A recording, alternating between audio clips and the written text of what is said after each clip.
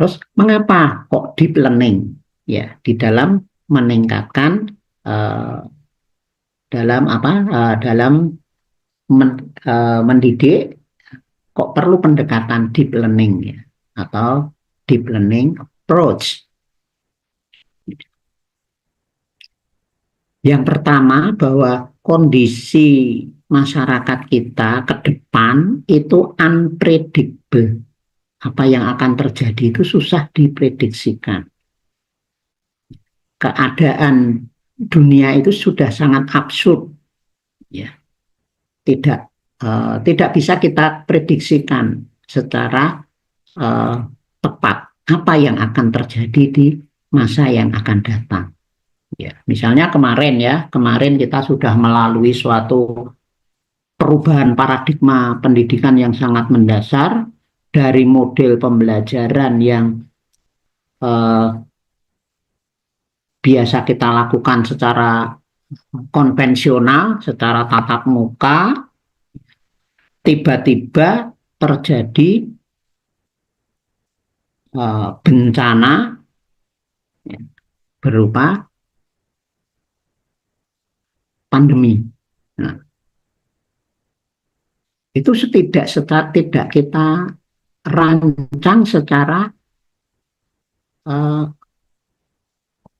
artinya kita awalnya kan tidak siap ya kalau tiba-tiba terjadi perubahan paradigma pendidikan karena adanya pandemi yang harusnya dilakukan secara luring harus secara daring, maka muncullah tuntutan pada saat itu adanya pengembangan materi yang harus online, media pembelajaran harus online, ya untung ya. Jadi kita sehingga adanya pandemi yang lalu itu memungkinkan kita bisa belajar secara jarak jauh. Coba kalau nggak ada pandemi kita nggak bisa link Zoom seperti ini kan ya. Ya. Itu dampak positifnya di dalam pendidikan. Kita nggak tahu nanti 2-3 tahun yang akan datang itu apakah akan terjadi pembalikan paradigma lagi atau tidak. Kan dulu dari luring menjadi daring itu kan terbalik ya paradigmanya. Terbalik. Maka muncullah teknologi-teknologi yang bisa dikembangkan menjadi pendekatan di dalam suatu pembelajaran. Oke. Oke, jadi yang pertama alasannya adalah karena perubahan masa depan itu sulit diprediksi. Sekarang dunia itu sudah tidak teratur, ya, gitu ya, sudah nggak teratur, susah untuk ditebak. Ya, kalau di fisika kita mengenal entropi ya, mengenal entropi ya, teori tentang entropi. Ya, entropi itu membahas tentang ketidakteraturan suatu sistem.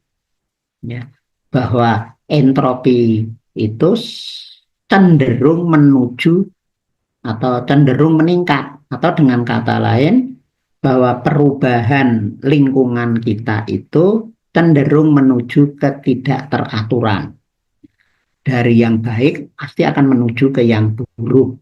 Nah, gitu ya. Dari yang tertata menuju ke tidak tertata. Jadi semakin menurun ya kualitas lingkungan kita. Sehingga perlu adanya antisipasi, ya, adanya perubahan masa depan yang sulit diprediksi. Terus alasan yang kedua itu adalah adanya bonus demografi di Indonesia yang dikaitkan dengan visi Indonesia emas. Ya, tadi ada 4 tadi ya. Visi Indonesia emas yaitu terkait dengan pengembangan sumber daya manusia salah satunya yang akan kita pakai di dalam pengembangan pendidikan yang tadi di awal tadi sudah kita tampilkan. Kemudian alasan yang berikutnya adalah terkait dengan masalah mutu pendidikan. Apakah mutu pendidikan kita sudah merata saat ini? Menurut Anda, sudah merata belum?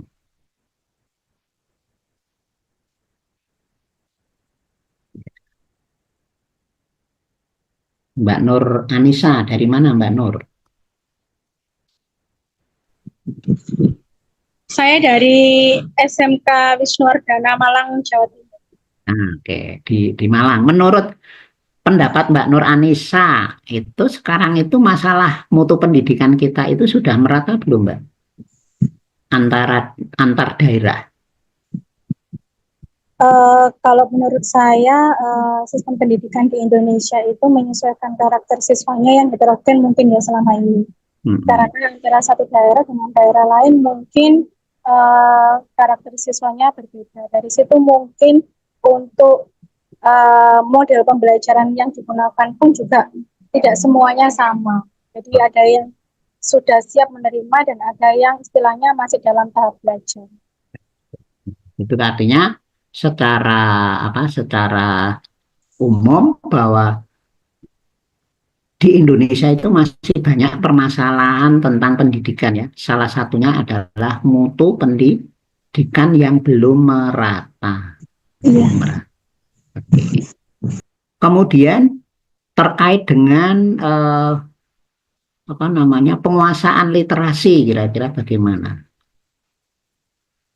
Literasi ini bisa literasi terhadap literasi sains, literasi teknologi, informasi, ya, dan literasi yang lain. Nah, itu tentu saja juga belum tumbuh berkembang merata. Kemampuan numerasi anak. Nah, kemudian kemampuan berpikir high order thinking. Kira-kira sudah sampai di mana? Nah, tentu saja kalau kita cermati bahwa untuk wilayah Indonesia yang sangat luas dari Sabang sampai Merauke itu masih terjadi ketimpangan terhadap mutu pendidikan antara kota dengan desa, antara provinsi dengan provinsi lain itu belum merata. Oke. Kemudian masalah kompetensi masa depan. Nah, setiap lulusan tentu saja harus mengacu pada standar kompetensi, yang mana standar kompetensi itu belum bisa sama karena terjadinya ketimpangan di setiap daerah.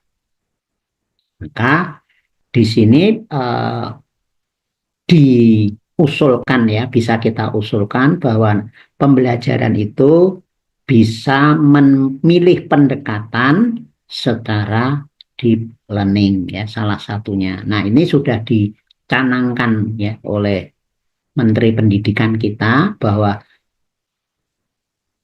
di dalam meningkatkan mutu pendidikan untuk semua, maka perlu penerapan deep learning. Itu dalam mencapai tadi 5P tadi ya, beberapa karakter yang harus dikembangkan, maka guru di masa depan mulai sekarang harus mampu menerapkan pendekatan yang terkait dengan deep learning. Mungkin sudah pernah mendengar tentang pendekatan deep learning? Bapak Nevzia membacanya apa ini, Bapak Nevzia? Oke. Pernah Pak ketemu dengan itu?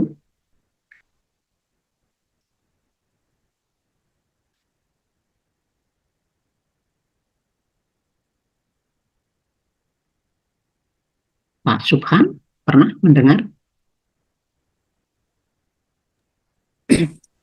Baru kemarin Pak, ketika Pak Menteri Pendidikan pasca dilantik itu terus menyatakan statement deep learning itu. Kan secara penjabarannya belum pernah. Ya, tapi kali ini nanti tegas.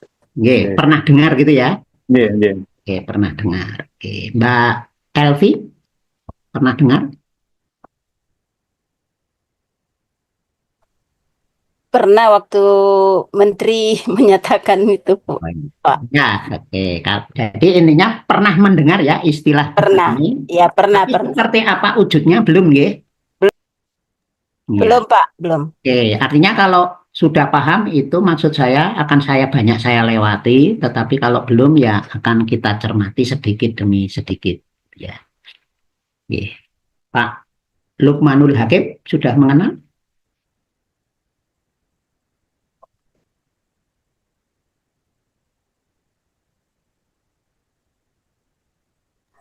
Belum pernah mendengar, Pak Dokter. Belum. Oh, Baru oke. ini, baru ini dengar, baru tahu. Ya, artinya saya harus menyampaikan secara pelan-pelan gitu ya tentang seperti apa sih deep learning itu supaya setelah pelatihan ini nanti Bapak Ibu bisa mencoba merancang suatu pembelajaran, ya, bahwa suatu pembelajaran itu bisa menerapkan pendekatan, salah satunya adalah pendekatan deep learning di dalam pelaksanaan kurikulum Merdeka. Jadi deep learning itu bukan kurikulum ya.